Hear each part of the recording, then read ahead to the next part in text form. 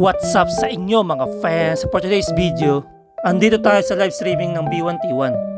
But before that, client meeting muna. And then punta naman sa production para kuhain itong mga polo shirt, jacket at Sintra board na pinagawa ng ating mga client. And then ito nga pala yung mga stickers, mga menu na pinotoshoot namin at ginawa namin at na-distribute na sa mga branch ng Coffee B1T1. So pag nakita nyo yan, message me lang. Tapos guys, nakita ko pala rito yung partner ni What's up Yang. sa inyo mga fans? Tapos ito na si Donald Bartolomeo Kuma. Kala daw niya ako si JM De Guzman. Ang layo naman. So yan, nag-i-start na sila. Sa B1T1 nag-live streaming na. Kasi ito yung mga magaling nating mga manager ng barista. So dumarating na rin yung mga ibang influencers. What's up sa inyo, madlang people?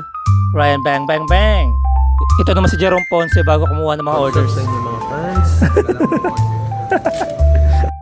Ito, print din namin itong mga paper bags na to. Seal screen ang ginamit namin dyan para mas premium yung look. Tapos guys, nakita ko si Sick Yeager. Sasagayo! Ang laban na to. Tapos ito rin yung Kapinpin Brothers. So for your printing needs, videography, photography, message me lang because in print story, every print has story.